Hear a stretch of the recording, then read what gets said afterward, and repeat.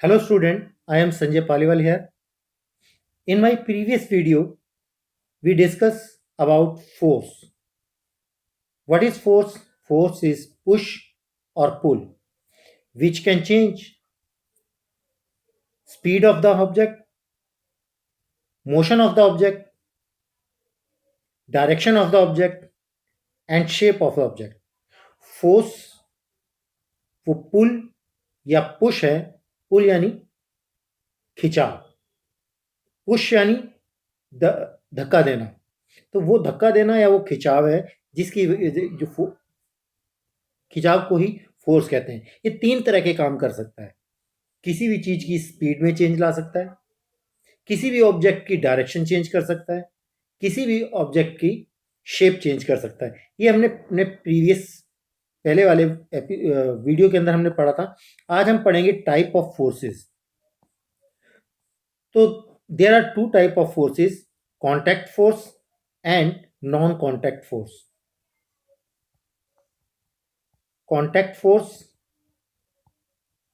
And non contact force. तो सबसे पहले कॉन्टैक्ट फोर्स. कॉन्टैक्ट, जब किसी भी दो ऑब्जेक्ट के बीच में कोई कॉन्टैक्ट होता है. सबसे पहले इसका एग्जांपल लेते हैं हम, मस्कुलर फोर्स. हमें कोई भी काम करना होता है, हमें मैन पावर की जरूरत होती है, तो वहाँ वो मस्कुलर फोर्स अप्लाई. आपके सामने एक डायग्राम के अंदर, एक बुलक कार्ट के अंदर जो ऑक्स हैं वो इस कार्ट को खींच रहे हैं. तो बुलक जो ऑक्स हैं वो इसके अंदर अपनी मस्कुलर पावर का यूज करते हैं. आप साइकिल चलाते हैं तो अपनी मसल पावर का यूज करते हैं. Muscle, that is a muscular force, जिसकी हमें कोई चीज उठानी होती है, कोई चीज रखनी होती है, कोई भी काम करना पड़ता है. तो ये सारे वर्क के अंदर हमारे को अपनी मस्कुलर फोर्स का यूज करना होता है. कोई भी हम काम करें अपनी बॉडी से, अपने कोई भी काम कर रहे हैं, that is by muscular force.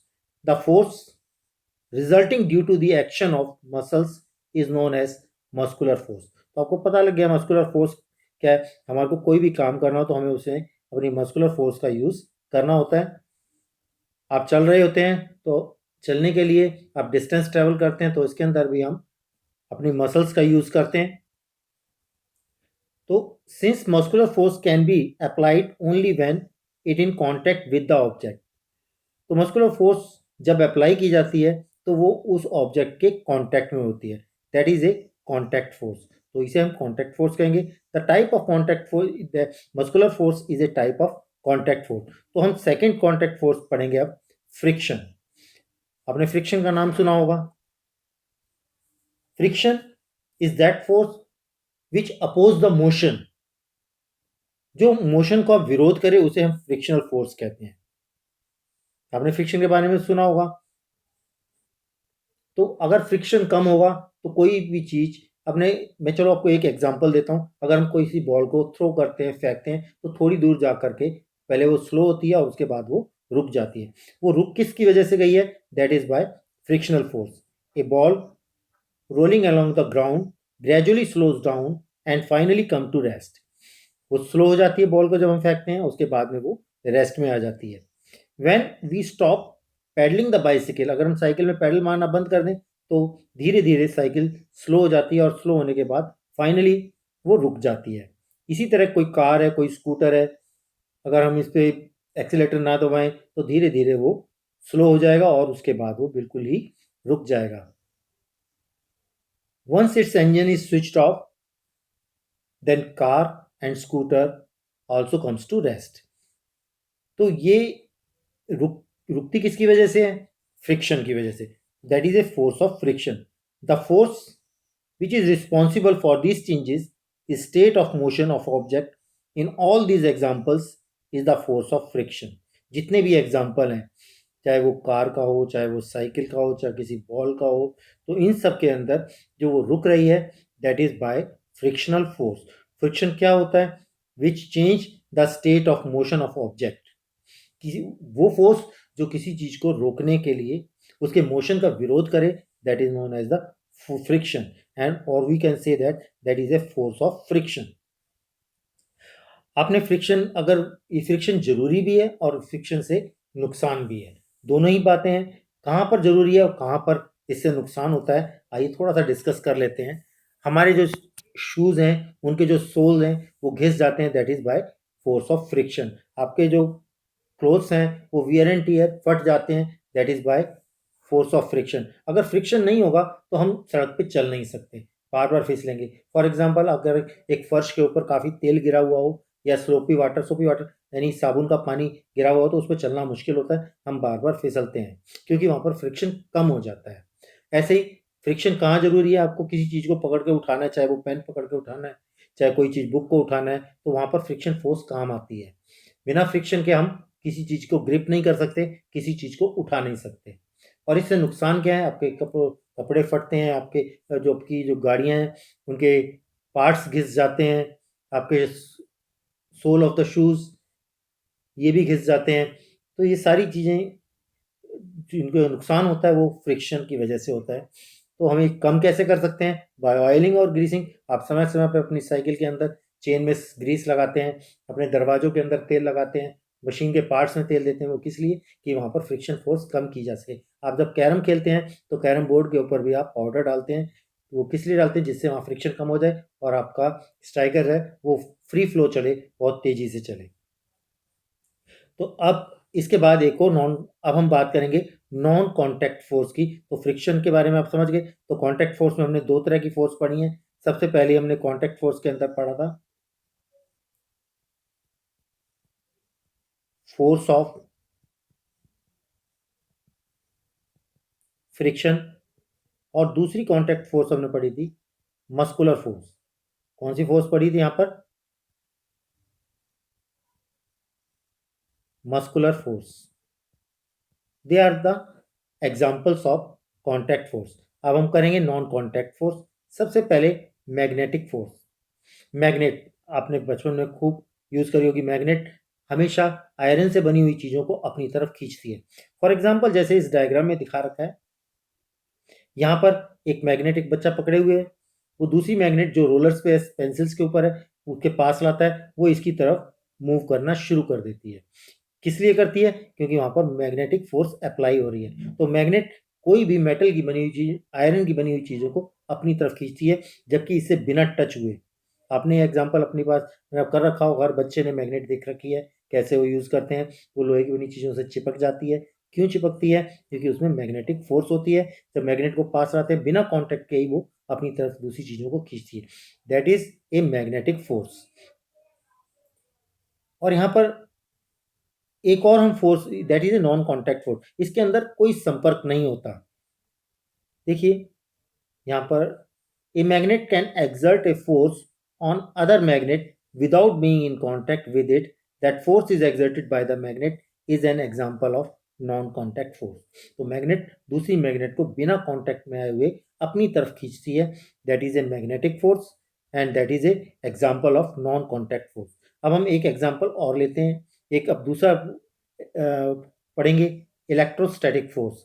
Electrostatic force भी एग्जाम्पल है नॉन कॉन्टैक्ट फोर्स का। इलेक्ट्रोस्टैटिक, फॉर एग्जाम्पल, आपने बचपन के अंदर एक प्लास्टिक का स्केल लेते हैं और इसे थोड़ा बालों से रब करते हैं और छोटे छोटे कागज के पीसीस इसके पास करते हैं, तो वो इसकी तरफ अट्रैक्ट होते हैं और इस स्केल के साथ वो चिपक जाते हैं। That is by electrostatic force. एक और एग्जाम्पल ले सकते हैं, एक बैलून लीजिए, उसे एयर उसे भरिए, एयर भरिए उसके अंदर और उसे थोड़ा बालों से रगड़ के वॉल पे चिपकाइए, वो चिपक जाता है। एक एग्जांपल और देख सकते हैं कि अब आप टीवी की स्क्रीन के पास जाते हैं तो वो आपके बालों को अपनी तरफ खींचता है, क्योंकि कोई भी चार्ज बॉडी अनचार्ज बॉडी को अपनी तरफ अट्रैक्ट करती है। That is a electrostatic force. यहाँ पर एक दिखा रखा है, a straw rubbed with paper attracts the other straw but repels if it has also been repelled rubbed with a sheet of paper। एक स्ट्रॉ को अगर हम एक पेपर से रब करके दूसरी स्ट्रॉ के पास लाएं तो वो उसे अपनी तरफ अट्रैक्ट करती है। अगर दोनों को पेपर से अगर हम रब कर दें तो वो दोनों एक दूसरे को रिपेल करती है, क्योंकि दोनों चार्ज सेम चार्ज हो जाते हैं, दैट रिपेल ईच अदर, और opposite charge attract each other.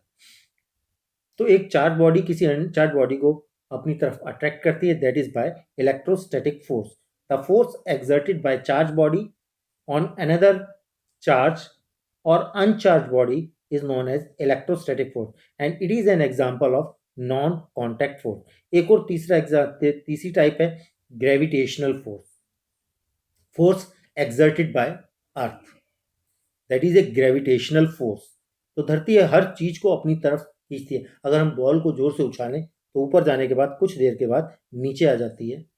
अगर हमारे हाथ में कोई कॉइन है, हम छोड़ दें तो वो सीधा नीचे जाके धरती पे गिरता है। कोई भी चीज़ ऊपर नहीं जाती बल्कि नीचे आके गिरती है। ये ऐसा क्यों होता है? क्योंकि जो अर्थ है उस वो एक ग्रेविटेशनल फोर्स से हर चीज़ को अपनी तरफ खींचती है, जिसकी वजह से वो चीज़ धरती के ऊपर आके गिरती है। That is A gravitational force. Objects or things falls towards the earth because it pulls them. This force is called force of gravity or just called gravity. हर चीज नीचे की तरफ धरती की तरफ आके गिरती है। धरती हर चीज को अपनी तरफ खींचती है, पुल करती है। This force is called force of gravity और just we can say that is a gravity. It is an attractive force. The force of gravity acts on all object. हर एक चीज के ऊपर ग्रेविटी एक्ट करती है, force of gravity. The force of gravity acts on all of us on all the time without being aware of it. हमें पता नहीं लगता लेकिन हर चीज जो है अर्थ की तरफ अट्रैक्ट होती है। इसी की वजह से हम धरती पर चल सकते हैं। Water begins to flow towards the ground soon as we open a tap। जैसे हम नल को खोलते हैं वैसे ही पानी नीचे धरती की तरफ गिरता है। किसकी वजह से? जो water in the river flows downward due to the force of gravity. और नदियों के अंदर जो पानी चलता है वो फोर्स ऑफ ग्रेविटी यानी कि ग्रेविटी की वजह से चलता है। Gravity is not a property of earth.